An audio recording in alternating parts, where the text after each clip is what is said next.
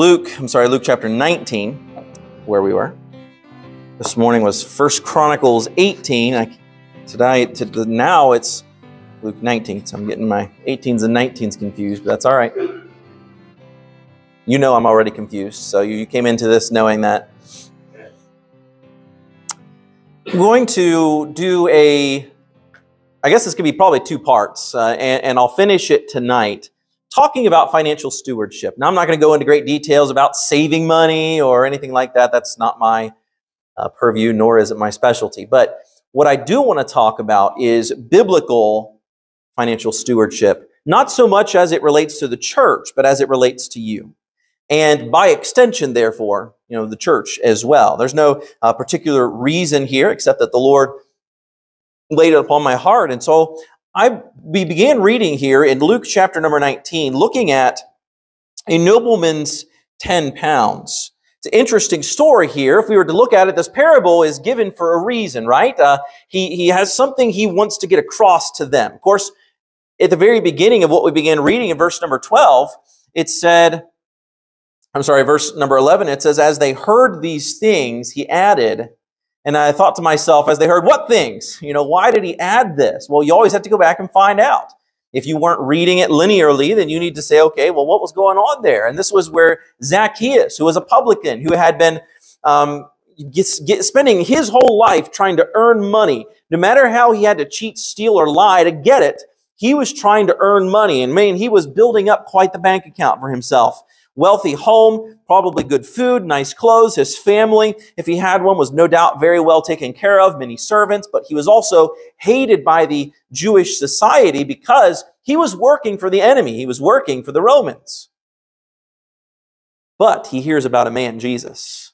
He understands he's a low-down, rotten sinner. He understands this much. And he hears about a man, Jesus, who not only was doing great miracles, and it doesn't seem that Zacchaeus had any particular miracles that he needed performed. It doesn't say he was sick. It does say that he was small of stature. But there was actually somebody who was smaller than him, Bildad the Shuhite. You ever heard about him? He was just as tall as a shoe because he was the Shuhite. Some people think Zacchaeus was the smallest person in the Bible, but he was small. I don't think he was looking for Jesus to add an extra 6 or 8 inches to his stature. It wasn't the time. He couldn't be a fighter jet pilot or a submariner, so that's when it's useful to be small of stature. But I don't think that's where he was going to Jesus for. He was searching out Jesus because he knew he was lacking. He knew he had an eternal deficit. And he was hoping that this man that he had heard about might be the person to fill that void. And so he comes to Jesus, and Jesus calls Zacchaeus down out of that tree. He says, make haste and come down, for today I must abide at thy house. We talked about in Sunday school how Jesus got accused of being a wine bibber and of being a glutton and of going out and hanging out with publicans and sinners and spending time with them. And I said, Jesus did not go and spend time with sinners by going and sitting at the gambling tables with them, or going and bellying up to the bar with them and drinking beer, or going and stealing with them, or going and chasing girls with them. That's not what Jesus did when he was spending time with publicans and sinners. He was ministering to them. He was seeing them saved, seeing their lives radically changed. Jesus went to those who needed to hear it, but not just to those who needed to hear it the most, because every lost person needs to hear it the most. But he was going to those who are more apt to listen. Oh, certainly he did speak to the Pharisees. Certainly he did speak to the lawyers. Certainly he did speak to the devout Jewish people. But the vast majority of those ignored him, because the message he was there to deliver to them was not the message that they, for generations, had been looking for from the Messiah. He was coming to deliver them from their sins, but that's not what they wanted. They wanted somebody to deliver them from the Romans. They were looking for the wrong thing. And when their Messiah did come, they didn't see themselves as sinners. Zacchaeus did, though. Zacchaeus came down out of that tree, and Jesus went home with him. And as we read in verse number 9 of chapter 19, Luke 19:9, this day is salvation come to this house. And he says in verse number 10, why am I here? For the Son of Man has come to seek. I like that. Seeking out I am here for the purpose of seeking out and saving that which is lost.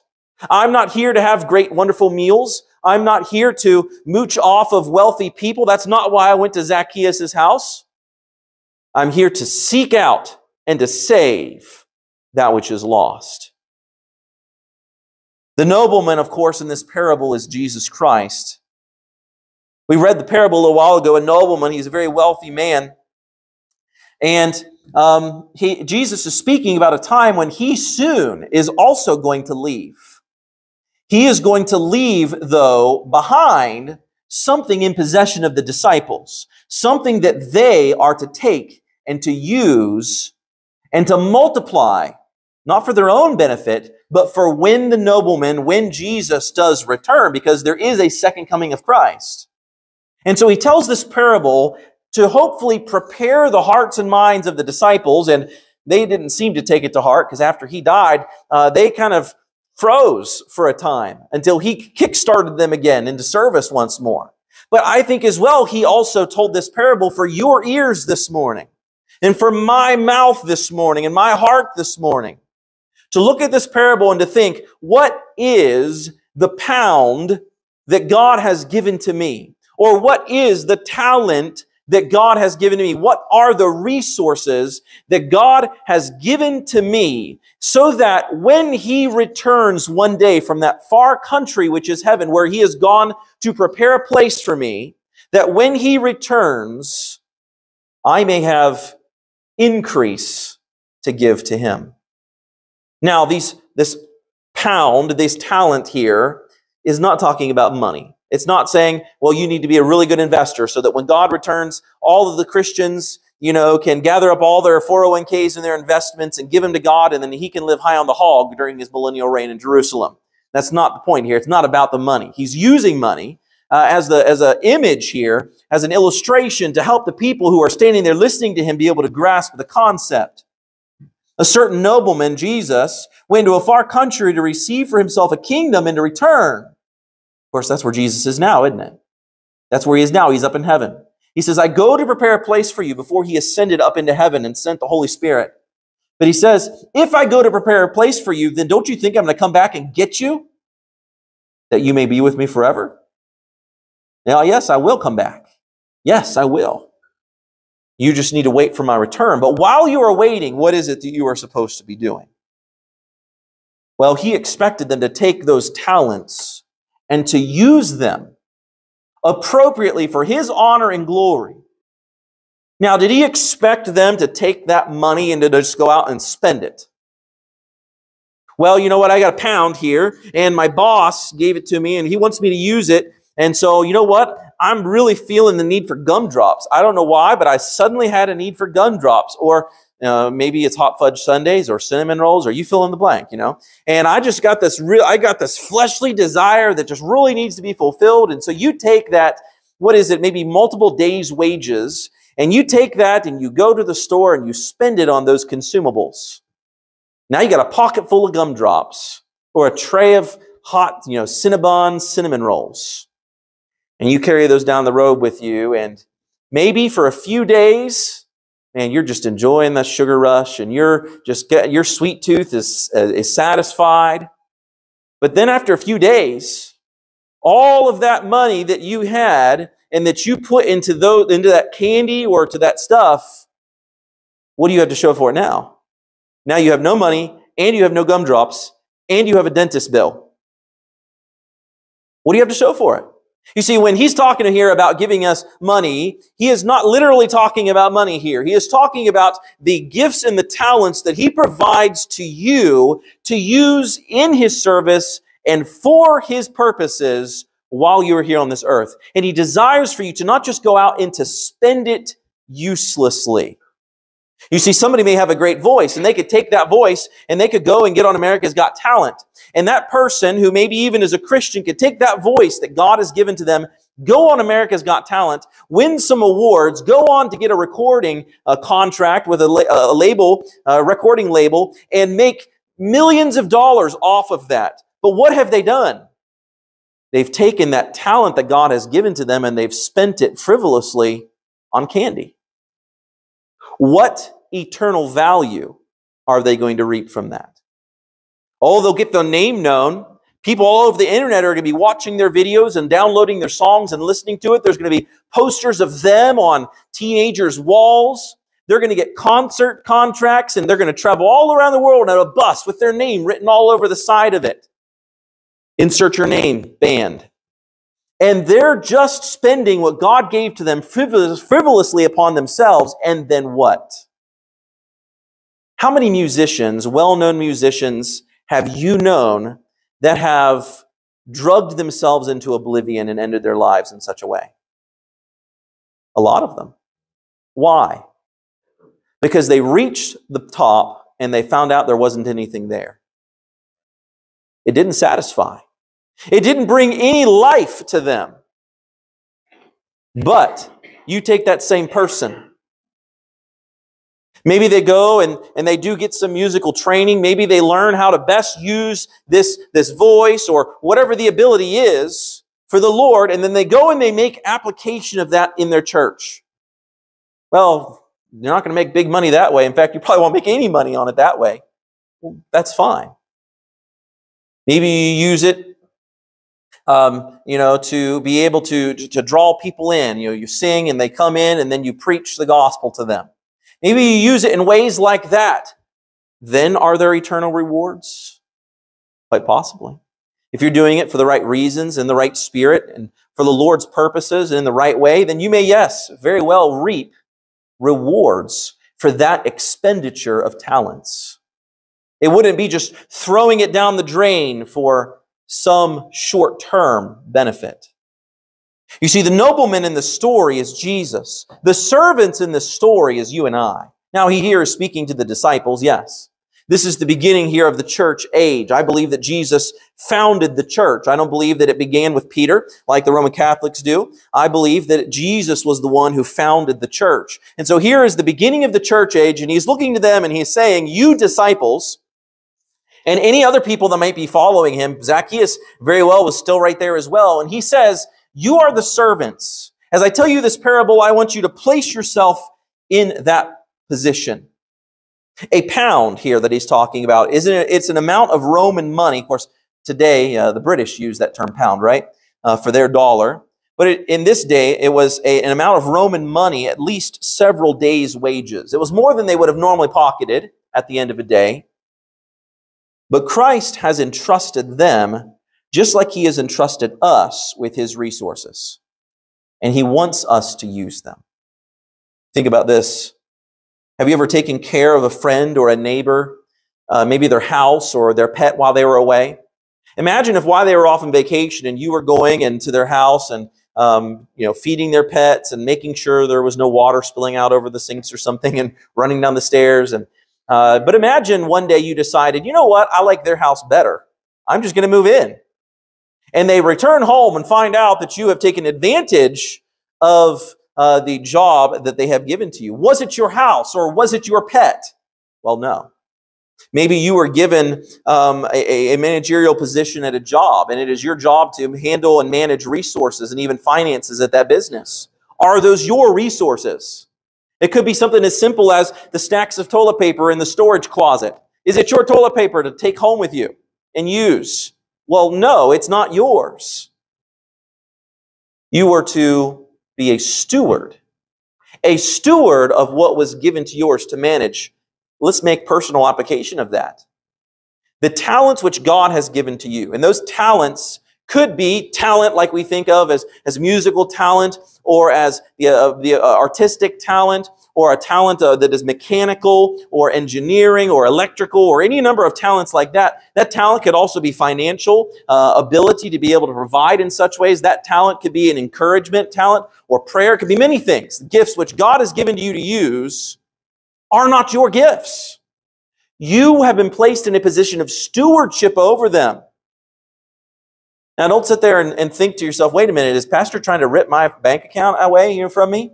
Is he trying to put his name on all those things? No, of course not. I don't want it. With more money just comes more problems. I don't want it. I don't want to have to worry about paying for bills and stuff either. But at the same time, I don't want your money and your problems too. but they're not yours. That's what I'm trying to say. God has provided those finances to you. Say, "Nuh-uh, I worked hard on that." Well, who gave you the ability to go work at that job? Who gave you the mindset to be able to do so? Who gave you that ability? Who allowed you to have that job? It's easy for us to say, well, that was me, it was me, it was me. I worked hard. I was the one who showed up on time. I was the one who cleaned up at the job site when everybody else just left. I was the one who earned that promotion. But in all reality, no, it was not you. The Lord gave you those talents. How will you use them? Number one this morning, and like I said, I'm not going to make it through the whole thing this morning. We're going to finish it this evening. But number one, I want to say this. God, if it's going to cooperate with me, God provides for everything we have. Number one, God provides for everything we have. In James 1:17, there it is, number one, God provides for everything we have. I hope you got it. James 1:17, look what it says here. It says, that's Psalm 24:1. How did I miss James 1:17? Well, Psalm 24:1 says this, "The earth is the Lord's and the fullness thereof, the world and they that dwell therein." I want to go back up and get James. James 1:17 says, "Every good gift and every perfect gift is from above, and cometh down from the Father of lights, with whom is no variableness, neither shadow of turning." I like that part. You ever worked for somebody and you just never really knew if they liked you or not? You never really knew if they were going to have your back or not. You never really knew if they were going to be okay with what you did or said. That's not who God is. There's no variableness there. He's asked me to do it. If I do it, He's going to be pleased with it. There's no shadow of turning, but He says every good gift and every perfect gift, every good gift in our life comes from the hand of God. No, you were not handsome enough to net that pretty girl of yours. I'm sorry. You were not talented enough or handsome enough or smooth enough to have netted that girl. If you've got a good gift, and by the way, the Bible calls a wife a good gift. If you've gotten a wife, it's from the hand of God. Just like children are good gifts from the hands of God. Just like your career, your abilities, your job skills, your success are from the hand of God. God provides everything we have. God is owner of all things. As the Creator, God is also the owner of all things. We just have them in our possession for a short period of time. And as time goes on, you begin to understand that better and better, don't you? You begin to think about who's going to have your house later. You begin to think about where this car you're so proud of is going to be in 20 years. You begin to think about what happens to my property? What happens to the other things that I own? Where are my clothes going to end up after I pass away? And we begin to understand that not everything is ours. In fact, nothing is truly ours. The earth is the Lord's, the Bible says, and the fullness thereof. Understand this, that it is God who provides for our needs. That does not mean that you should go sit on your couch and wait for God to, Venmo cash to your account and, DoorDash you some food to your front door, and then just wait for God to do all of those things. That's not the way it works. He gives us the talents and He expects us to work with those talents, and then He gives the increase. Psalm 145, 15 and 16 says this, "The eyes of all wait upon Thee, and Thou givest them their meat in due season." And I've been understanding this part about due season better and better as time goes by. "Thou givest them their meat in due season." An apple tree produces apples one time a year. The wheat gets harvested and collected one time a year. Now, I've already pulled out my radishes, but nothing else has been, harvestable yet in my garden. But there will be a time when they are, and it is during that one window of time, and it may be a couple days, it may be a couple weeks. There will be harvest during that due season of time. He says, "Thou openest thine hand and satisfiest the desire of every living thing."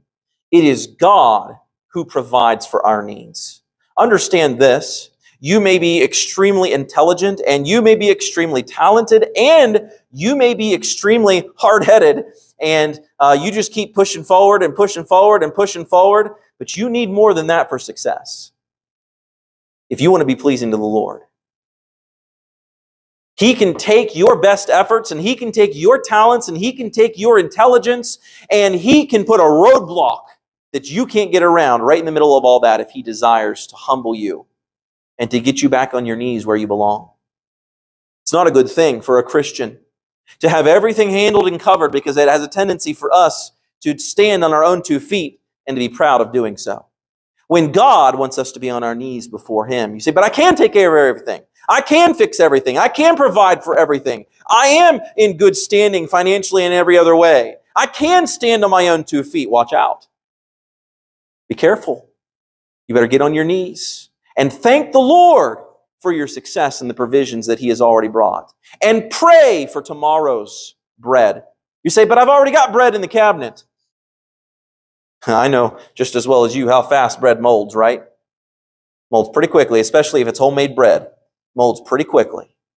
And that bread, you may go pull it out and you thought it was fresh, and you find some mold growing on that bread. And if you see some mold growing on the outside, you can be sure it's already spread completely through the inside of that bread, and you just can't see it. We know just how fast that bread can mold or attract bugs and start going bad. You begin to pray for tomorrow's bread too. Even if you think you've got it all covered, because you just don't know what the Lord has in store for you. It is God who provides for our needs. I said God is the owner of all, but we are the stewards of His blessing. The stewards of His blessing. What is a steward? A steward is a manager. A manager. Strictly speaking here, we don't even own the resources at our disposal. We manage them. I already talked about that a little while ago, about being a manager in a managerial position at, let's say, a restaurant or at a business.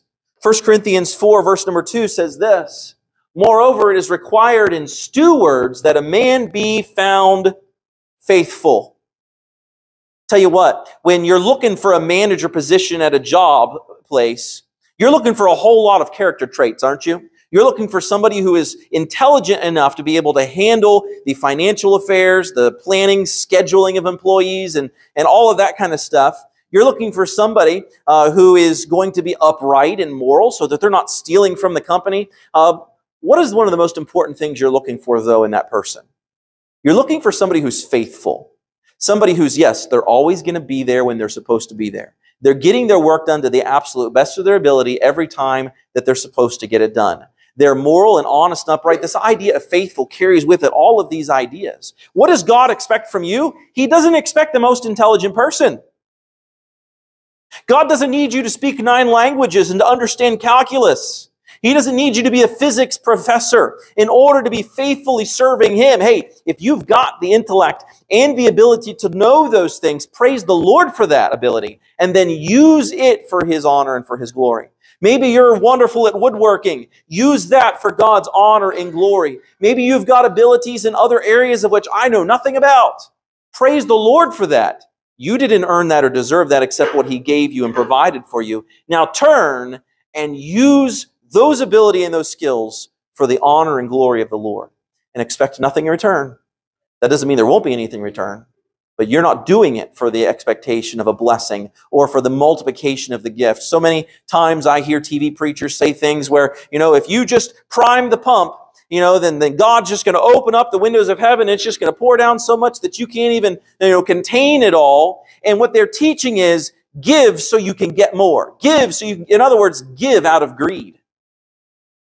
You know how many people sit and watch some of those TV preachers and they send in $100, $1,000, $5,000 when they cannot afford it in hopes that God will multiply it back to them? That is not wisely using your talents that God has given to you. You're to use them for God's purposes. We are the stewards of His blessings. We're going to talk more about blessings later, probably tonight, about how God blesses those who give. We also are going to give an account of our stewardship. Just like here in this passage in Luke number 19, the master, he does return. The nobleman comes back, and then he begins to call them in one by one. What did you do with the talents that I gave to you? You see, when we go to heaven, whether we're raptured or whether we die and we end up there because of that, we are going to give an account before the Lord. And if you're saved, and by that I mean not if you were born a Christian, because you can't be born physically a Christian, just like you could be born Jewish, so to speak. Or some people consider themselves to be born Catholic because they were born into a Catholic family. Those things may be relatively true, but you can only be born again a Christian. This is a spiritual birth that occurs when you personally make that decision on a specific time, on a specific day, in a specific place, and you may not remember everything all about it. You may not remember the place. You may not be able to have the date and time written down, but certainly you can remember when and some time, but when that occurred. I was at church or I was at home, and this is how it occurred when I actively chose to place my faith and trust in what Jesus Christ did on that cross. It had nothing to do with me. I wasn't good, and I'm still not a good person. Any goodness or righteousness I have now is still only Jesus' righteousness. And back then, I had no goodness or righteousness either. I had to seek forgiveness for my sins, and I had to have the blood of Jesus Christ applied to me to wash away my sins so that I could be forgiven of those sins. And I placed my faith is placing my trust in something that I cannot see, something I cannot grab a hold of, something I cannot test out first. Placing my faith in what Jesus Christ has already finished and completed on that cross. That's what I mean by saved. If you're saved this morning, then you will give an account before the Lord. Not about your salvation, because He's going to open up those books. The Lamb's Book of Life, the Bible refers to it. And if my name is written in that Lamb's Book of Life, I will be admitted into heaven because I'm His son. And it's not because there is a pre-made list of who can get saved and who simply cannot get saved. Some Christians teach that as well, that God predestinated who would get saved and who didn't. And so if you want to get saved, too bad, so sad, you cannot. If you don't want to get saved, too bad, you're on the list. You're getting saved anyways, whether you like it or not. It's not the way it works. But you will give an account to God, not of your salvation, but of how you used the time, which is really one of the biggest talents that God has given to us here on this earth. You may have lots of money, you may have no money. Understand this. Was Jesus very wealthy, worldly speaking? No. Now, He owned the cattle on 1,000 hills, the wealth in every mine, just like the song says. He could have just created a pile of gold if He wanted to. He could have just said it and spoken it, just like how He had His disciples pay taxes by having them catch a fish with a coin in the mouth. I mean, that was going to great extent to pay your tax right there. That was working real hard to pay your tax. But He could have just snapped His fingers and caused a coin to appear on the ground. Jesus could have done any one of those things. But I ask, what is one of the most important talents that He has given to us? Jesus didn't have a lot of money. Jesus didn't have a big, 12-passenger camel to go and pick up kids and bring them to Sunday school. That's not what He had. Jesus didn't have a big piece of property that they could build a summer camp on for church kids. Jesus had time, though. A limited window of time.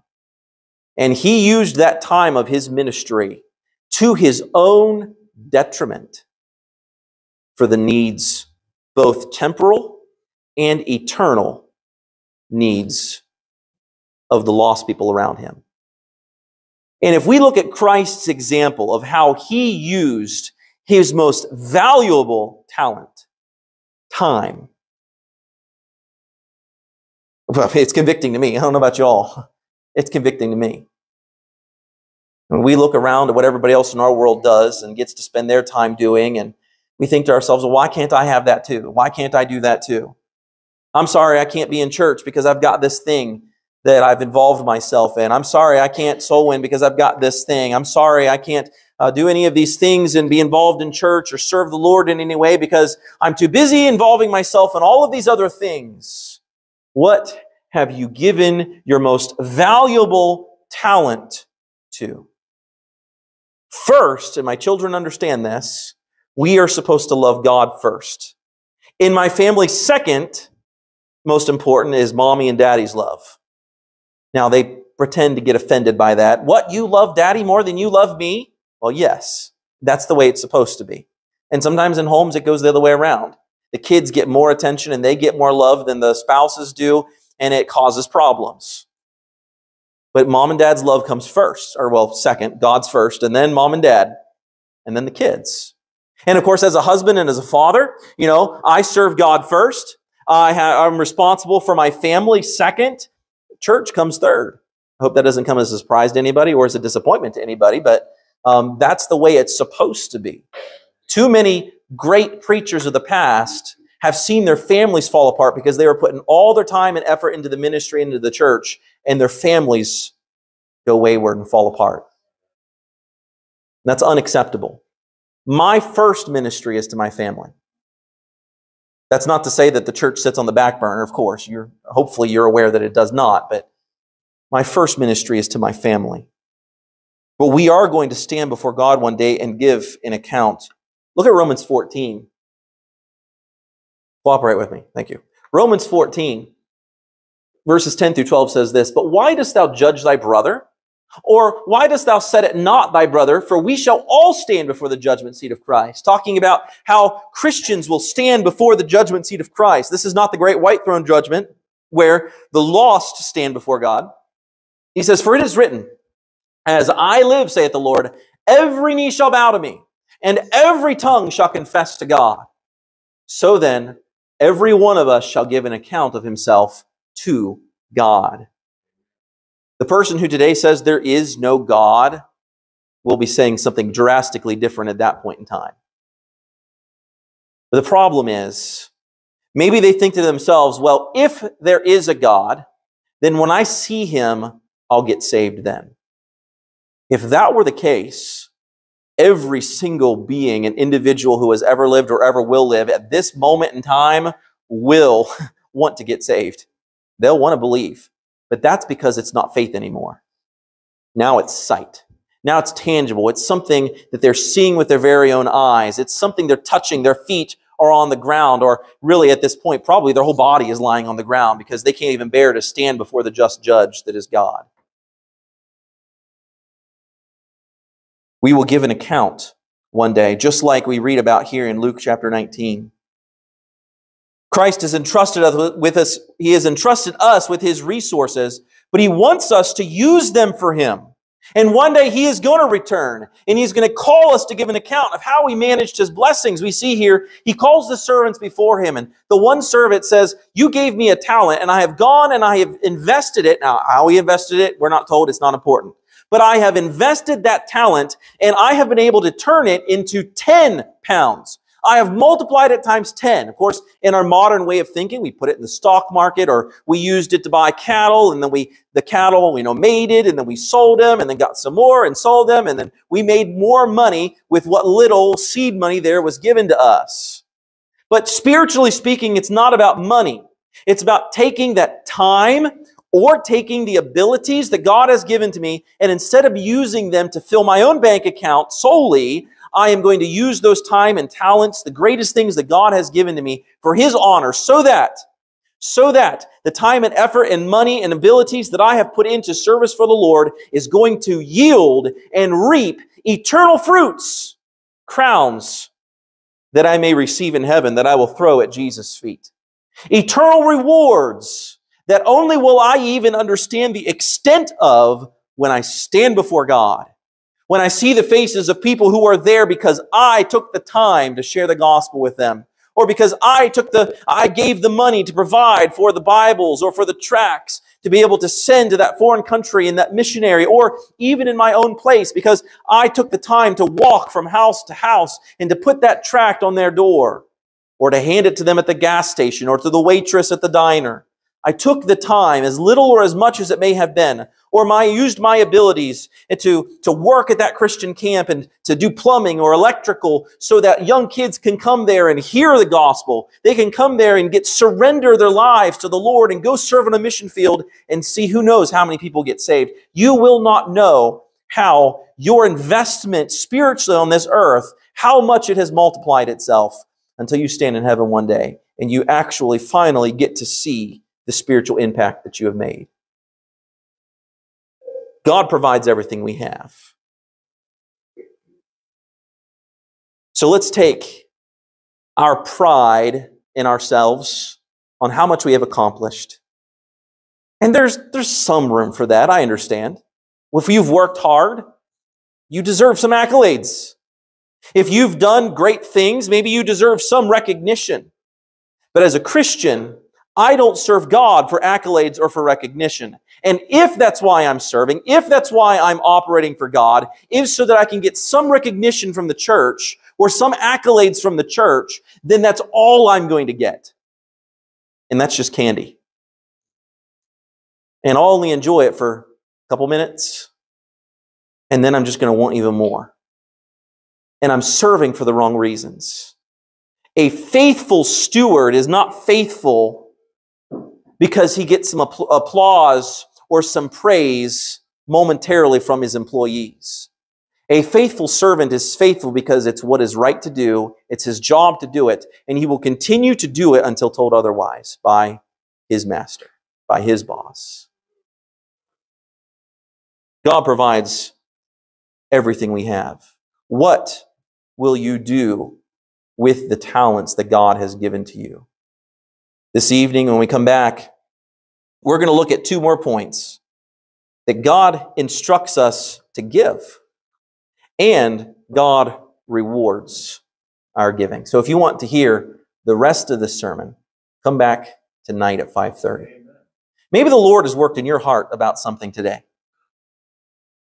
Maybe you're here and you don't know for sure that you're saved. I'm not asking if you're religious. I'm not asking if you've had a religious experience. I'm asking, have you personally, at a point in time, placed your faith and your trust in what Jesus Christ did on that cross and when He resurrected from that grave to save you from not just the guilt of your sins, but the eternal punishment of your sin in hell? Have you placed your faith and trust in Jesus Christ? If you have not done that this morning, when the piano plays and eyes are bowed and heads and eyes are closed, would you just come up here and I or somebody else can take our Bible and show you how to know for sure that you are saved? Christian, maybe the Lord's worked in your heart. Maybe you, like me, have been stingy with the talents or the pounds that God has given to you. And what that means for you could be something very different from me, but maybe you've been stingy about it. And maybe we need to renew our dedication to service for the Lord, our faithfulness as stewards with what God has given to us to use. Because don't do it to please me. And don't do it to please somebody else in this room. Don't even do it out of self-fulfillment. I feel better because I worked hard at the church, or I feel better because I spent time soul winning, or I feel better because I put money in the offering plate. Don't even do it for that reason. You do those things even when you don't feel like it. The faithful steward does those things even when it doesn't bring any good feelings.